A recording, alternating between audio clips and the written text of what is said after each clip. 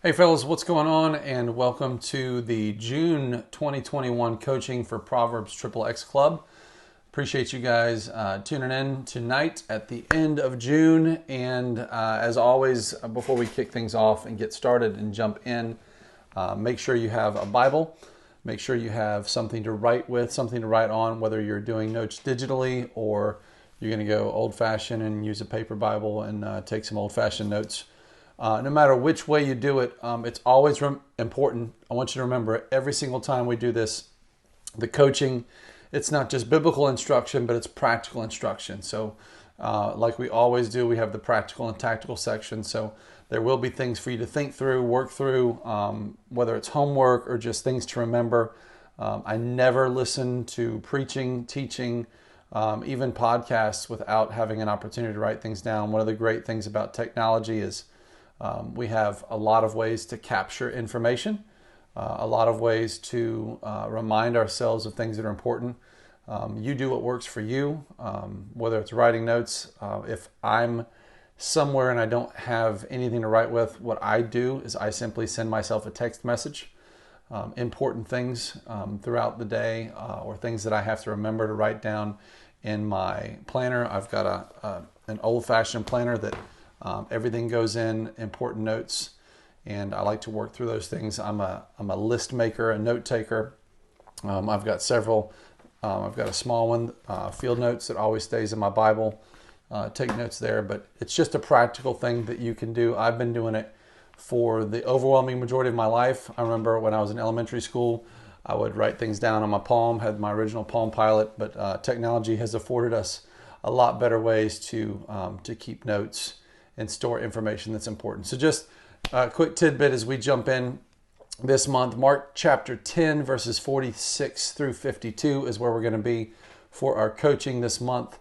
I'll go ahead and read that in just a second. Mark 10, not 6, Mark 10, 46 through 52. We're going to be looking at the story of Jesus healing a blind man named Bartimaeus. And we're going to be making some practical application for ourselves as it relates to biblical manhood, biblical masculinity, and obviously one of the things that we always end up talking about in Proverbs XXX Club is the battle that men have in purity, the battle against lust, whether it's pornography or any of those things that we tend to kind of flesh out and act out on. So we're going to be specifically looking at whether you want to call them principles, 10 observations from the text, 10 things, action steps that you can look at. And I know there's more than we normally go through. Sometimes there's 3 points or 5, but these are just 10. We'll go through them pretty quickly. But 10 things that I want you to remember as you think through your personal strategy, your personal plan when it comes to making war against the flesh, in your fight for joy, fight for purity, fight against lust, fight for manhood, fighting for the things that God has ordained you for, called you to, the good works that He has prepared beforehand for you to walk into and work out. These are things that are going to help us in our day-to-day lives, the way that we have to live, the way that we have to act, the way we have to think. And so I want to look at 10 things with you guys this month. Again, from Mark 10, 46 through 52. Let me go ahead and read this for us, and then we'll dive right in. And they came to Jericho, and as he was leaving Jericho with his disciples and a great crowd, Bartimaeus, a blind beggar, the son of Timaeus, was sitting by the roadside. And when he heard that it was Jesus of Nazareth, he began to cry out and say, "Jesus, son of David, have mercy on me." And many rebuked him, telling him to be silent. But he cried out all the more, "Son of David, have mercy on me." And Jesus stopped and said, "Call him." And they called the blind man, saying to him, "Take heart, get up, he is calling you." And throwing off his cloak, he sprang up and came to Jesus. And Jesus said to him, "What do you want me to do for you?" And the blind man said to him, "Rabbi, let me recover my sight." And Jesus said to him, "Go your way, your faith has made you well." And immediately he recovered his sight and followed him on the way. Let me pray for us. Holy Spirit, I pray that you would take your word, apply it to our hearts, teach us, transform us, mold us more and more into the image of Jesus, and cause us to live out, to become the men that you have called us to be. In Jesus' name, amen. All right, so there's 10 things, observations, principles, bullet points, whatever you want. Write these things down. Some may be more important than others. And then obviously at the end, we'll have some practical and tactical to take away from it. But here's number one. First observation is we look at the story of blind Bartimaeus being healed by Jesus from his blindness, his recovering of his sight. Number one, don't allow yourself to get lost in the crowd. Right? Don't allow yourself to get lost in the crowd. Verse 46 says they came to Jericho and then they were leaving Jericho. And as he was leaving Jericho with his disciples, a great crowd, Bartimaeus, a blind beggar, the son of Timaeus, was sitting by the roadside. And so there's a throng of people. There are thousands of people potentially there that are waiting for the miracles of Jesus. They've seen the things that Jesus has done. They've heard the fame of Jesus as he heals people.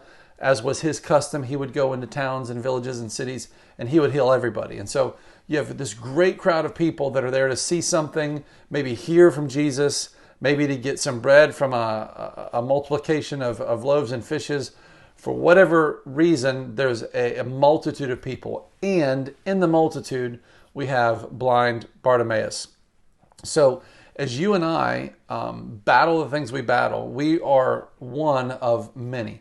We're surrounded by dudes, hundreds that maybe we know, thousands that live or work near us, tens of thousands that are in our community, in our city, potentially millions, even more millions in our state, untold millions in our country.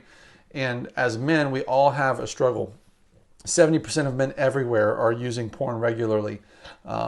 You're one of many men in your church that's struggling with these things. You're probably one of many that maybe is talking to your pastor looking for help. You guys are one of many that are members of Proverbs XXX Club. So as we're surrounded by a multitude and a great throng of men who are in the battle with us, that are standing around us, and it'd be easy for us to get lost in the crowd. It'd be easy for us to think that, well, it's just me and I'm here among all these guys.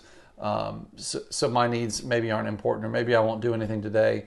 I don't want to prolong the meeting. I don't want to do whatever. We have all these reasons, and we allow ourselves to get lost in the crowd. Don't allow yourself to get lost in the crowd. Our struggle is a common one, yes, and we may be one of the many, but the reality is, and it's a sad reality, most aren't fighting, and too many are too proud to get help. And so no matter how many men are surrounding you, no matter how big the multitude is, don't get lost in the multitude. You are there because you need to get to Jesus. You are here in this stage in your life, in this place in your life, because you need help. Do not allow yourself to get lost in the crowd. Find your way, claw your way, scratch and fight your way to get to Jesus. I don't care how many more are in the line with you, are in front of you, next to you, behind you. Don't get lost in the crowd. It's about you finding your way to get to Jesus, right? Bartimaeus was not the only one, right? He wasn't the only one in the crowd that needed something from God. He wasn't the only one that needed something radical, life transforming from Jesus. He had a desperate need. Surely there were others in the multitude that needed Jesus. But Bartimaeus didn't allow himself to get put behind them or become least or last. He found a way to get to Jesus. Apparently, he was the only one willing enough, desperate enough, dare I say, man enough to kill his pride and come to Jesus. So, doesn't matter who else is there. Doesn't matter if you're one of 70% of men of your church, if you're one of 20 dudes in your church that need some help, if you're one of hundreds or thousands. You be the one that gets help. You be the one that gets desperate. You be the one that takes some steps, that mans up, that finds his courage and speaks up and gets some help. Do not allow yourself to get lost in the crowd. That's number one. Number two, don't make excuses. Don't make excuses. All right. We live in a generation that perhaps is more obsessed with making excuses for why we can't do things, why we shouldn't do things. Whose fault is this that I'm in my struggles? Who else is to blame? What happened to me when I was a kid? Listen, stop making excuses. Take ownership for what you do. If you've never read Jocko Willink's book, Extreme Ownership, I I recommend it to you highly. You need to get that book, read that book, think through that, work through that book, and make it a lifestyle. Stop making excuses. Take ownership for everything. Listen, Bartimaeus was blind. Okay, he had a huge reason to not find his way to Jesus. He had an excuse that could have kept him from getting healing. He had an excuse that could have kept him from finding help. It's probably the excuse that he had for many, many years. He was blind. He didn't have any way to get to Jesus on his own. He couldn't see where Jesus was. There's a great crowd, so he's feeling through people. He's, got his little stick or whatever, and he's whacking people in the leg. I don't know what he was doing to get to Jesus, but he did not allow his blindness to be an excuse for why he could not find his way to Jesus. If you want help, I know I want help. I know there's other people that want help. And if you really want help, stop making excuses for all the reasons you can't get help. I get calls all the time from dudes wanting to get help. And usually when we're on the phone or maybe we meet, they're desperate. But then the next morning comes and they wake up and they don't feel desperate anymore. A few days go by and then I call them and maybe check up on them. I think I'm good. And that's what happens. We make excuses. We find ourselves in these desperate moments and I know I got to get help. And then something comes up, maybe a day or two or three or four after, and the excuses start to come up. And listen, John Calvin said the human heart is a factory of idols. I believe it's a factory of excuses as well. I've told you guys that all the time. Do not make excuses. Come to Jesus, get the help, make the phone call, ask a friend, talk to somebody, talk to me. We'll sit down. Stop making excuses that are getting in the way of your life being transformed, you getting help, you breaking the weight of these vices and strongholds in your life. Stop making excuses. Get help today. Number 3, don't be passive. All right? Don't be passive in your warfare, in the healing process, however you want to look at it, in your fight against flesh, in your fight against the world, in your fight against lust, in your fight against the weakness. The Bible says the spirit is willing, but the flesh is weak. And your fight against all those things, don't be passive, right? Bartimaeus was blind, right? We talked about that. He didn't make excuses, but he also wasn't passive. Where was he? In the text. It says, a great crowd, blind Bartimaeus, right? He was by the roadside. He found a way to get by the roadside, close to where Jesus would be, close to where Jesus would pass by. I don't care if he had to ask someone to take him there, ask someone to drag him there, if he got there 12 hours before Jesus was going to pass by. Listen, stop making excuses. Get to where you need to get. Be where you need to be. And don't be passive in that. Get active in your fight. Get active in your healing. Get active in the process. Some guys, it always comes up. I don't have time to get in the Word. I don't have time to spend time in prayer. I don't have time to get in the gym. I don't have time to... Listen, you have time. We all have the same amount of time. From the richest billionaire in the world to the poorest schmuck that's on the streets of St. Augustine, we all have the same amount of time. Get your butt up and out of bed. Get where you need to be. Stop being passive in your fight, in your warfare, in striving and working towards this. Stop being lazy.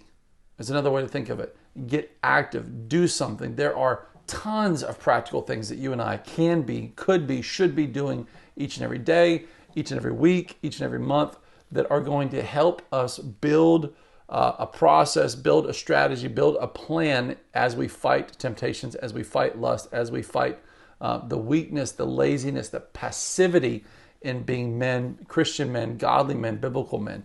So we don't allow ourselves to get lost in the crowd, stop making excuses, and don't be passive. Number 4, don't pay attention to those who might rebuke you. Bartimaeus finds himself in this desperate situation. He's blind. He's getting to Jesus. He's heard about Jesus. He wants to be healed. He knows that Jesus can do it. And so he gets to Jesus. He starts crying out. And then immediately people start to rebuke him, saying, be silent. Be quiet. Stop making commotion. Stop being so selfish. Whatever their excuses or reasons were, they were rebuking him. Listen, some will rebuke you because they minimize your struggle. Some will rebuke you because they don't think your struggle is a big deal. Oh, dude, everybody is struggling with this. You're not the only one. Some people will rebuke you because they think they're above you or better than you, right? they think that this is something that maybe you don't need to bother Jesus with, or the pastor or the counselor, whoever. Just, bro, chill out, whatever.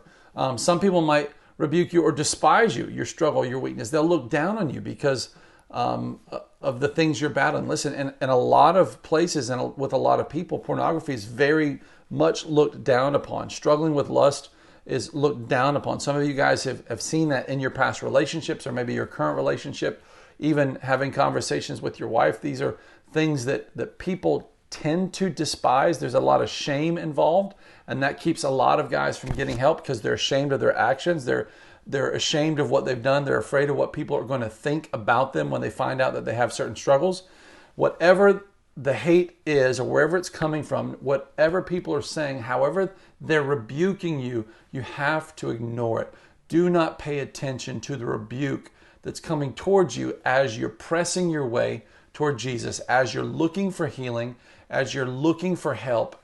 In that process, the temptation is going to be to make excuses, but not only are you going to make excuses, you're going to get pressure, you're going to get pushback, you're going to get people that are opposing you in this process, especially in culture. If you went and told people everywhere that you're fighting a temptation to stay away from pornography, you're going to have a lot of people, especially men, that think, dude, what's wrong with porn? I look at porn all the time. There's couples that use porn. There's a greater percentage of women than ever before in history that use pornography. And there's going to be a lot of hate. There's going to be a lot of adversity. There's going to be a lot of pressure for you to not get help, for you to not make the changes, for internal and external. You have to ignore those who are rebuking you. Number 5, don't be afraid. In this process, in this season, especially early on in the process, you have to get radical. Listen, Bartimaeus knew Jesus was near, so he cried out, "Jesus, Son of David, have mercy on me." Then people began to rebuke him. They told him to be quiet. So what did he do?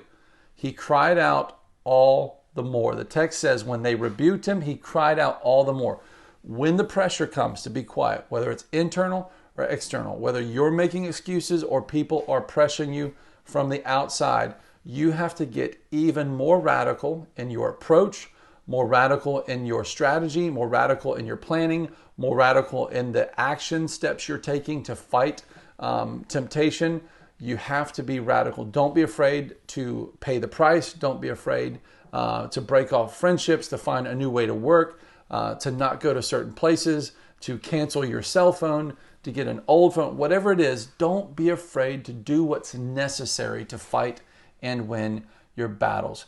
Cry out all the more. Work hard, and after that, work harder. Don't be afraid. Get radical. Number 6, don't be surprised when Jesus calls you. Right? This is important. Beware of self-loathing and self-condemning pride. Right? I talk to people all the time, and it's easy for us to get down on ourselves, for us to get mopey, for us to get discouraged and say, "Oh man, I deserve this. Maybe God's punishing me. I don't deserve help. I don't deserve freedom. I'm a piece of trash." All right? That's pride. This self-loathing, self-condemning behavior where we just kind of put ourselves underneath the world. Some people think it's the opposite of pride, low self-esteem, but low self-esteem is pride because it's concentrating, over-concentrating, and obsessing with self. Here's what I don't deserve. Here's what I've done. I should just disappear, right? I don't deserve any of this. People shouldn't forgive me. We approach people, almost apologizing that we're going to apologize to them. You probably won't forgive me, and if you do, I understand, or if you don't, I understand. Listen, don't be surprised when Jesus calls on you. Bartimaeus went to Jesus. He was crying out for help. We're crying out for help. We pray. We ask people for help. We're desperate for help, and then sometimes we don't think that God's going to call on us. Sometimes we don't think that God's going to answer our prayers. Sometimes it feels like our prayers are bouncing off the ceiling and coming back down. And we get surprised, and it's almost like we're setting ourselves up for the letdown. I'll probably never get over this. I'm probably not going to find any help. God won't forgive me. My wife won't forgive me. Don't be surprised, man, when God calls on you. Don't be surprised when God listens to your petition, when God hears your prayers and then calls you by name. Remember, Jesus came to seek and save the lost. Jesus came to heal the sick. He came to find the one who had left the 99. Jesus came looking for you. Remember, Jesus went to Jericho to heal and teach and preach, and he was leaving Jericho to go somewhere else and heal and teach and preach. It's why Jesus came. Don't get all depressed and down in the dumps with your anxiety and think that God is punishing you. Listen, God is not punishing you. Okay, hear that. In your current circumstances, where you are right now, as dire as they may be, God is not punishing you. You may have consequences for your decisions, absolutely, but God's not punishing you. If God wanted to punish you, Jesus would have stayed home. But Jesus didn't stay home. He came, he lived, he died, and during his life, he healed, he encouraged, he helped, he served. He came to give his life as a ransom for many. Take heart, right? Listen to what they told Bartimaeus. Take heart, get up. He is calling you. That's number 6. Number 7, don't forget where the healing comes from. Do not ever forget where the healing comes from. I know we have a ministry. I know that this is something that I've invested a lot of my time, and I will invest the rest of my life in helping men. We have programs, we have principles, we have things, we have resources for you in the fight. But don't ever forget, in the midst of all the work, in the midst of the resources, reading the weekly devotionals, watching the coaching, doing one-on-one counseling, or coming to a Proverbs XXX club, attending man church, whatever it is, whatever the strategy, the game plan, whatever we're implementing, do not ever, ever, ever forget where healing comes from. It comes from Jesus. It comes through the person and work of Jesus Christ, and it's applied through the work of the Holy Spirit. Healing comes from God. Salvation comes from God. You're going to be transformed by God. He's going to be the one actively transforming you as you read his word, as you spend time in prayer, as you're getting the fellowship, as you're being honest with yourself and others, and all these things are happening. The healing comes from God, not in programs, not in 30-day challenges, not in a spiritual weekend away. The healing always and only comes from Jesus. So get to him, and get to him as fast as you can, and keep coming back. Keep going back and back and back. The healing always comes from Jesus. Do not forget where it comes from. Number 8, don't complicate things. Get things very, very clear in your head, and listen to the question when God comes to you and says the same thing that Jesus told Bartimaeus. What do you want me to do for you? Men, that's the $1 million question. What do you want? Right? What do you want? You need help? Again, sometimes I talk to dudes, we meet for the first time. Maybe we're going to do one of our coaching sessions, or I'm going to hear about the struggle. And one of the things that I hear over and over and over from men, whether they're pastors or just ordinary dudes, is they always talk about their struggle or their problem. And we don't ever want to talk about it. We don't want to say that we're addicted to porn. We don't want to say that we're masturbating. We don't want to say that we're going to strip clubs. We don't want to talk about the thing that's killing us. And here's the issue. What do you want? You know, what do you need? How can I help you? I can't help you if you don't tell me. God can't help you if you won't tell him. He's not just going to invade your life and take things away and allow you to be completely passive and live a life of disobedience instead of obeying him to do the things that he's commanded you to do in the scriptures. This is where I get so frustrated with pastors and leaders in the church. They really believe, some of them, that there's this Jesus magic that falls from the air, like you're at Bethel or wherever it was, that the Jesus magic was just falling out of the air-conditioned vents. It was probably dust. And all of a sudden your problems go away after a period of worship. Listen, there is no Jesus magic. There is practical obedience each and every day of your lives. There are hundreds and hundreds of commandments that we have to follow in the New Testament. Jesus told his disciples, go and make disciples of all nations and teach them how to observe everything I've commanded you. This struggle, this problem will not go away on its own. God's not going to wave a magic wand and take it away. You're going to need to use practical steps of obedience and faith every single day, right? Don't complicate things. In this process, it has to become very, very clear in your mind. What do you want? Right? That's the question. What do you want? What do you want me to do for you? You need help? Get help. Be honest about it. and tell the truth. Number 9, don't stay in the darkness. Do not stay in the darkness. As you're fighting temptation, as you're fighting lust, as you're fighting the battles that you fight as a man each and every day, as you're striving to honor the Lord, to live for the Lord, to pursue Christ, do not stay in the darkness. Listen to what verse 51 says.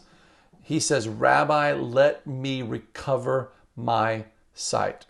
For Bartimaeus and for us, it's about recovering what we once had that was lost. It's about recovering sight.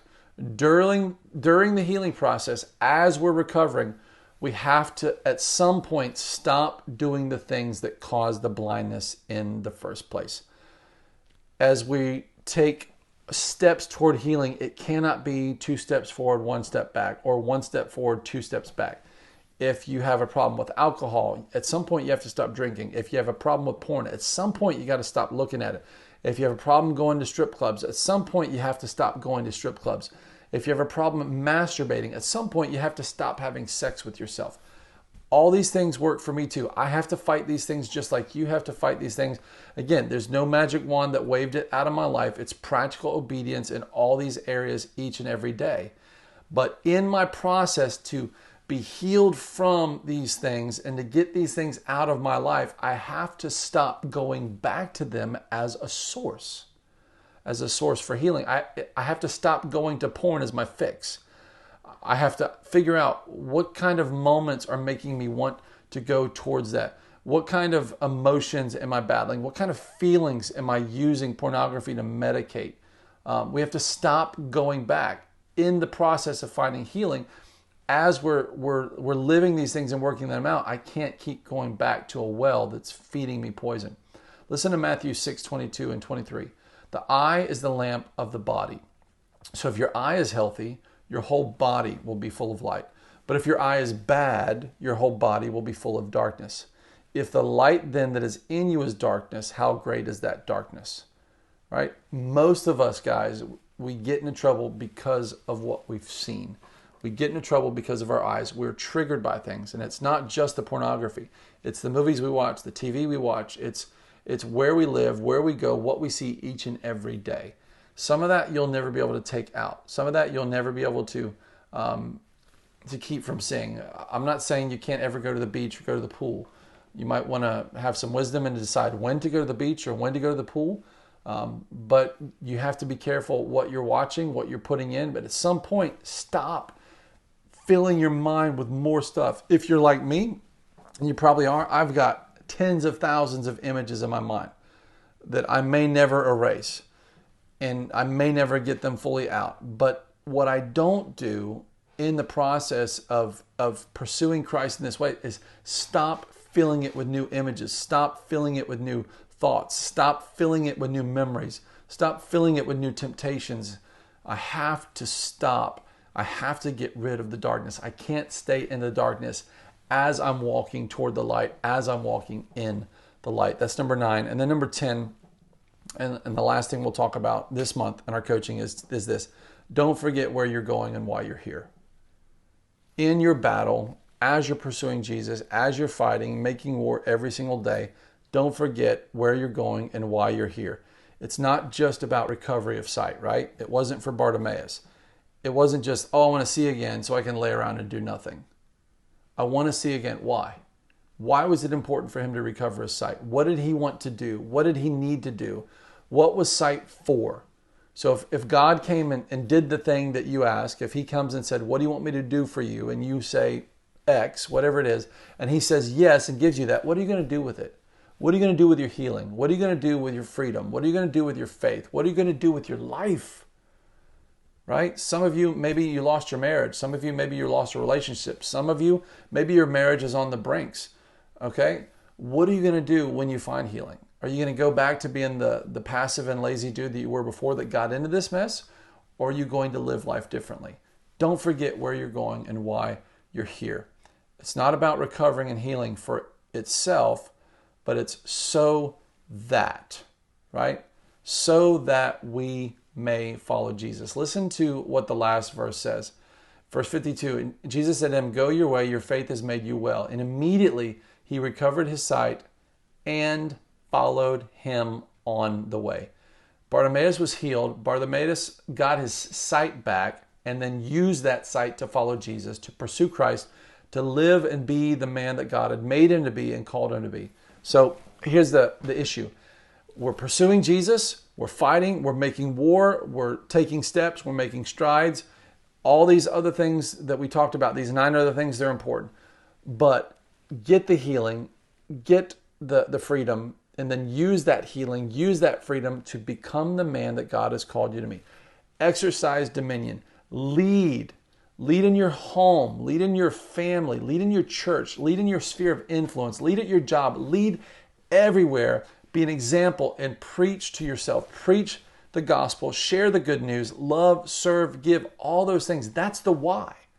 Fellas, you have to understand your why. You have to identify your why. Why are you fighting? Why are you making war each and every day? Do not ever forget that. It's so that we may follow Jesus. Now, practical and tactical this month. We had 10 observations we made, only 3 things that I really, really want you to narrow these things down and do this this week, this month. Number 1, we already talked about it. I want to remind you of it right now. What do you want and how bad do you want it? Why did you join Proverbs XXX Club? Why are you watching this coaching? Why do you come to meetings on Fridays? Why do you come to Man Church?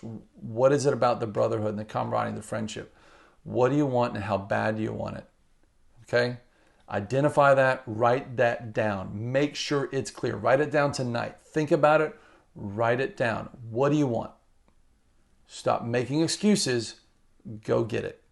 Okay? That's number 1. Number 2, make an action plan. Again, besides the 10 things that we talked about tonight, what's the next step for you? What do you have to do next? As you work through these 10 steps tonight, as you work through these 10 observations and think through them, write down, what do I need to do today? What's the one thing tonight? Don't even wait for tomorrow. What can I do tonight? It goes for me too. After I film this, what do I need to do tonight?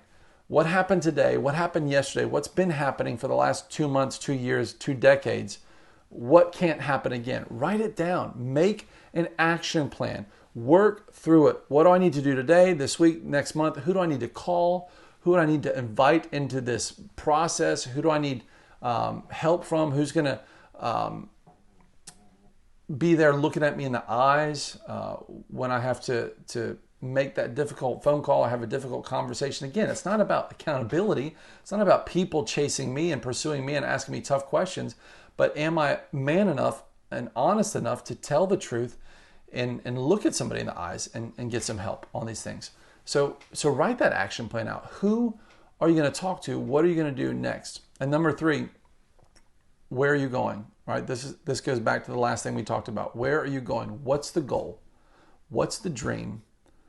Right? What's the reason you're doing these things? Is it to build your family, to get your wife back, to teach your kids, to restore some broken relationships, to build a business, a ministry, pastor a church? What is it? Identify it, make that your goal, write that goal down, revisit it every day, every week, every month, every year. Write a 5-year action plan, a strategy. Man, get these things down on paper.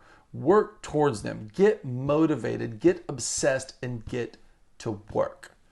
Right? No more excuses. Just do it. What do you want? Come on. We don't have any more time to waste. The clock's ticking. One day we're going to be dead and gone, and the world will either forget us or the world will remember us based on the way we lived. But get up and get after it. Get to work. All right. I pray that these things are a blessing, a challenge for you guys this month. And don't forget, we've got every Friday morning, we've got Proverbs XXX Club meetings in St. Augustine, Florida. Once a month on the last Saturday of the month, we do have Man Church. And coming in July, we do have some changes. Most of you guys will receive a link or an email or a text from me about these changes that are starting in just a few days in the month of July 2021. Briefly, I'll go over that. From July onward, there will only ever be meetings in St. Augustine, Florida.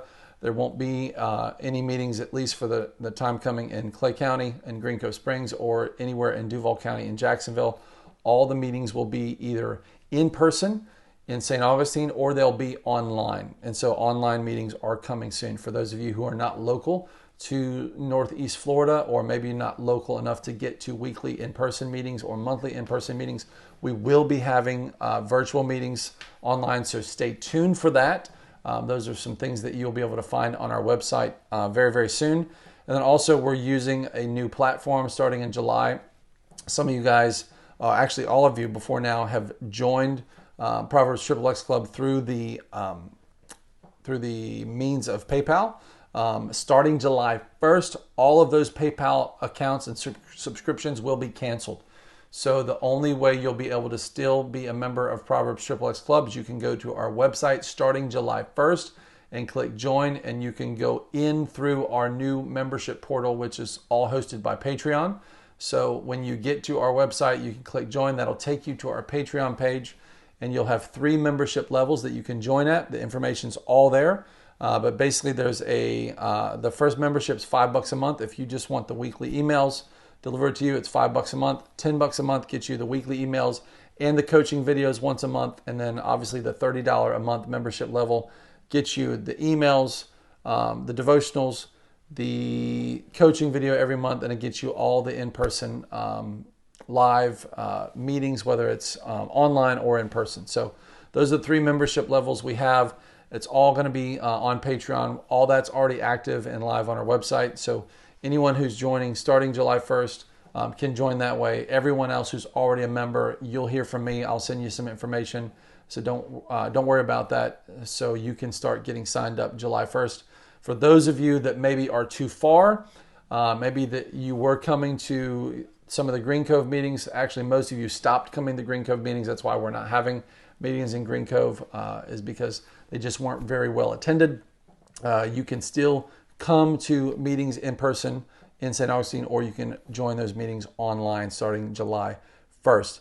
So if there's any other way I can serve you guys or bless you guys or help you, be of assistance in any way, you can find all my information for contact on our website, proverbsxxxclub.com. I look forward to seeing you guys, connecting with you soon. God bless you.